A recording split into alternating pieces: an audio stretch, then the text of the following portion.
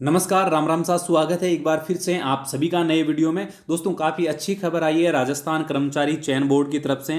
राजस्थान कर्मचारी चयन बोर्ड ने फायरमैन और फायर ऑफिसर की भर्ती का सिलेबस जारी कर दिया है। जो बच्चे फायरमैन बनना चाहते हैं या फायर ऑफिसर के लिए जाना चाहते हैं वो इस वीडियो को थोड़ा ध्यान से समझिएगा। इस बार सिलेबस क्या रहेगा, क्या इसमें बदलाव किया गया है, कहाँ से कितने नंबर के सवाल पूछे जाएंगे, कौन कौन से टॉपिक शामिल किए गए हैं, किस तरह से तैयारी करनी है, और जो बेस्ट बुक को लेकर आप लोग बार बार कमेंट कर रहे हैं उसके बारे में भी आपको इस वीडियो में बताने वाला हूं। तो थोड़ा ध्यान से देखिएगा। जो बच्चे नए हैं वो सेशन को पूरा अटेंड करना, क्योंकि जो पुराने वाले हैं उनको पता है कि मैं इस चैनल पर आपको राजस्थान फायरमैन और फायर ऑफिसर के बारे में हर तरह की अपडेट्स दे रहा हूं, साथ में तैयारी करवाने की भी कोशिश करूंगा। आप लोग जो पर्सनली मुझे सवाल पूछते हैं मैं उनका भी आपको जवाब देता हूं। तो कहीं ना कहीं ये चैनल आप लोगों के लिए हेल्पफुल होगा आगे भी।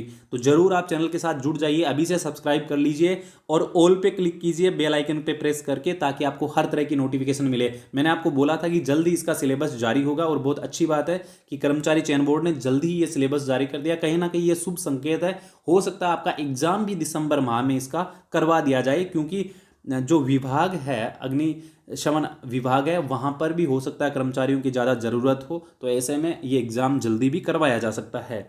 क्योंकि सिलेबस इतना फटाफट जारी कर दिया गया है तो कहीं ना कहीं ये काफ़ी अच्छी बात है आप लोगों के लिए। देखिए, परीक्षा की स्कीम में इस बार क्या बदलाव किया गया है, कौन कौन से टॉपिक शामिल किए गए। राजस्थान जीके कितना पूछा जाएगा, मैथ्स कितनी पूछी जाएगी, हिंदी कितनी पूछी जाएगी, इंग्लिश से कितने सवाल आएंगे और फायरमैन के कोर्स से रिलेटेड कितने सवाल आएंगे, ये सभी बातें आपको डिटेल से बारीकी से समझाने वाला हूं। एक ही बार में आपको सारा सिलेबस समझ में आ जाएगा, बार बार आपको कोई वीडियो सर्च नहीं करना पड़ेगा।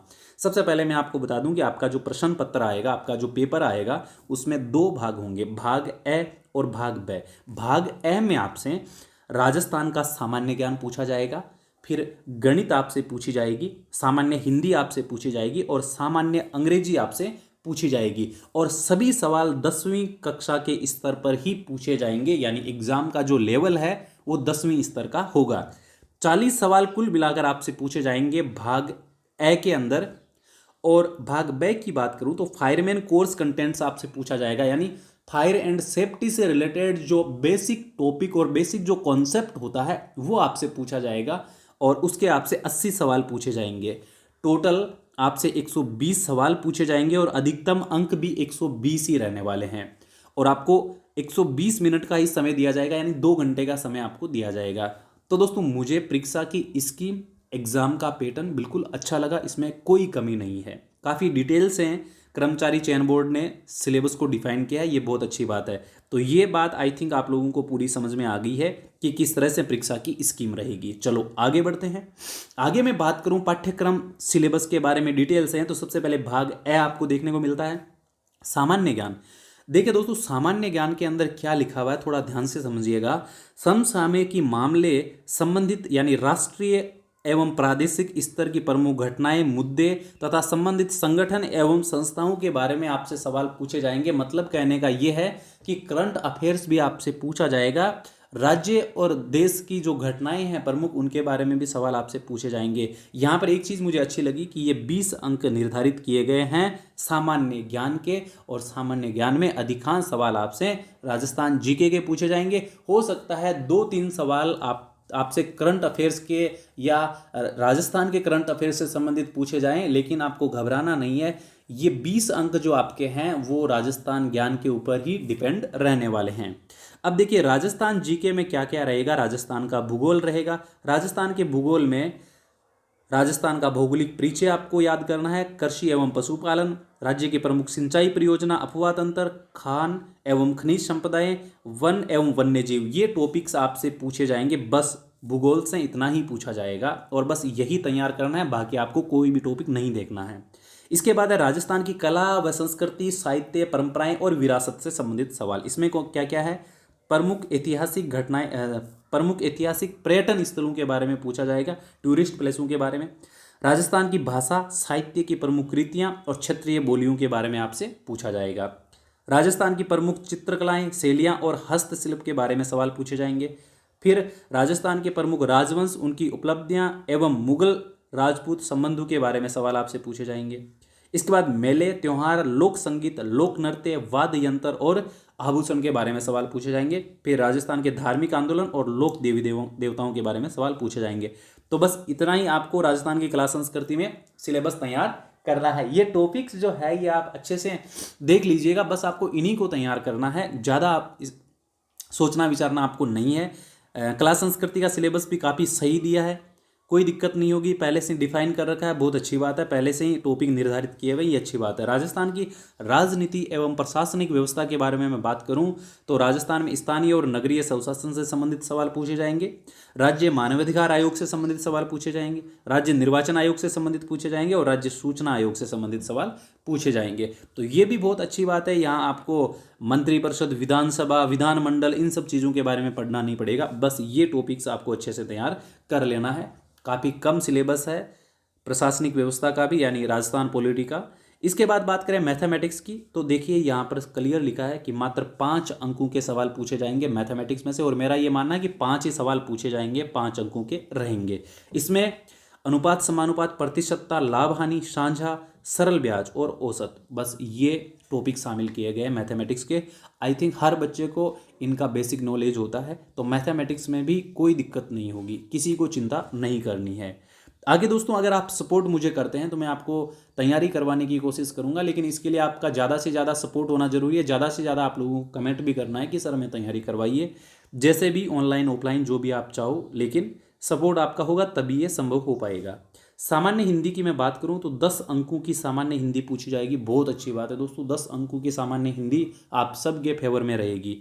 अब यहाँ पर देखिए संधि और संधि विच्छेद है, सामासिक पदों की रचना और समास विग्रह है, उपसर्ग है, प्रत्यय है, पर्यायवाची शब्द, विपरीतार्थक शब्द, सरल, संयुक्त, मिश्र अंग्रेजी वाक्यों का हिंदी में रूपांतरण और हिंदी वाक्यों का अंग्रेजी में रूपांतरण आपसे पूछा जाएगा। तो ये जरूर ध्यान रखिएगा कि ट्रांसलेशन भी आप लोगों से पूछा जाएगा, ठीक है। तो 10 अंकों की रहेगी आपकी हिंदी। इसके बाद में है जनरल इंग्लिश, जिसके 5 अंक निर्धारित किए हैं, यानी 5 मार्क्स की आपसे पूछी जाएगी। इसमें 4 टॉपिक है, active passive voice, narration, use of article and determiners, use of preposition, बस ये टॉपिक्स आपको अच्छे से तैयार कर लेना है। अब आता है दोस्तों पार्ट बी, जो कि 80 मार्क्स का हुआ, यानी 80 अंकों का निर्धारित किया हुआ। सभी सवाल फायरमैन कोर्स कंटेंट से रिलेटेड पूछे जाएंगे, यानी फायर एंड सेफ्टी का जो बेसिक कॉन्सेप्ट होता है वहां से सवाल आपसे पूछे जाएंगे। ये टॉपिक्स देखने में आपको नए और कुछ अलग लग सकते हैं, लेकिन सभी अच्छे हैं। अगर आप डेडिकेशन के साथ, मेहनत के साथ में तैयारी करते हैं तो ये टॉपिक किसी के लिए भी आसान है, मुश्किल नहीं होंगे, ठीक है।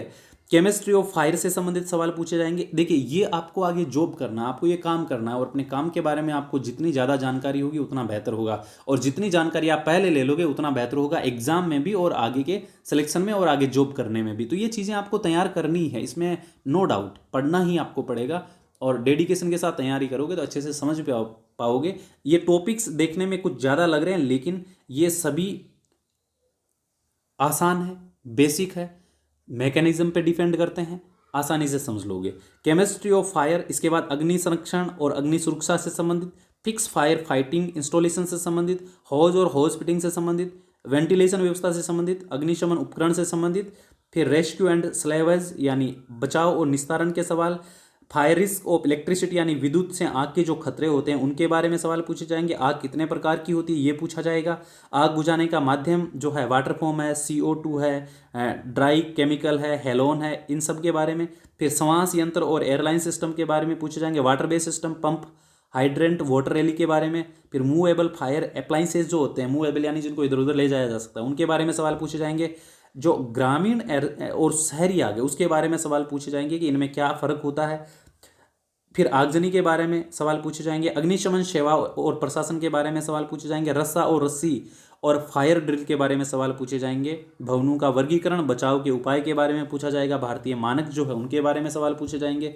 प्राथमिक चिकित्सा, अग्निशमन परिभाषा, दुर्घटना स्थल का कार्य, ये सवाल पूछे जाएंगे। आपको क्या काम करना होता है दुर्घटना स्थल पर, किस तरह से करना होता है, ये सब चीज़ें अग्निशमन की परिभाषाएं आपसे पूछी जाएगी, ठीक है। फिर है inspection, maintenance, testing of all equipment, जो इक्विपमेंट्स होते हैं, जो यंत्र होते हैं आग बुझाने के, उन सब का रखरखाव किस प्रकार से किया जाना चाहिए, ये सब पूछा जाएगा। वॉच रूम और कंट्रोल रूम से संबंधित सवाल आप लोगों से पूछे जाएंगे। तो कुछ इस तरह का सिलेबस इस बार जारी किया गया है सचिव राजस्थान कर्मचारी चयन बोर्ड के द्वारा। बहुत अच्छा सिलेबस है। मुझे दोस्तों कहीं भी सिलेबस में कोई दिक्कत नज़र नहीं आई। बाकी अगर आप मेहनत करते हो और आपका सपना है फायरमैन बनना या फायर ऑफिसर बनना, तो चैनल के साथ जुड़ जाइए। अभी चैनल को सब्सक्राइब कर लीजिए और बेल आइकन को प्रेस करके ऑल पे क्लिक कीजिए, तब भी आपके पास में क्या आएगा, नोटिफिकेशन आएगा। ऑल पे क्लिक नहीं करोगे तो आपके पास नोटिफिकेशन नहीं आएगा, इस बात का ज़रूर ध्यान रखें। आपका कोई पर्सनली सवाल है तो आप मुझे इंस्टाग्राम पर पूछ सकते हैं। मेरी आईडी है MAHAVER.REWAR। देखिए, हो सकता है मैं आपको इंस्टेंट रिप्लाई नहीं दे सकूं, लेकिन जैसे ही मैं आपका मैसेज देखूंगा या मैसेज रीड करूंगा, मैं आपको डेफिनेटली रिप्लाई दूंगा। जो भी आपका डाउट होगा वो क्लियर करने की कोशिश करूंगा। तो आपको मैसेज करते ही ये नहीं सोचना है कि रिप्लाई नहीं आया, हो सकता है थोड़ा सा टाइम लग जाए।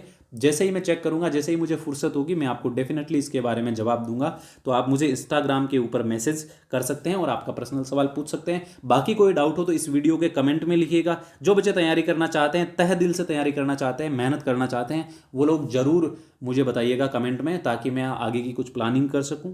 Thanks for watching. मिलेंगे दोस्तों अगले वीडियो में, तब तक के लिए जय हिंद। अगले वीडियो में फायर ऑफिसर के बारे में डिटेल से आपको चीज़ें बताने वाला।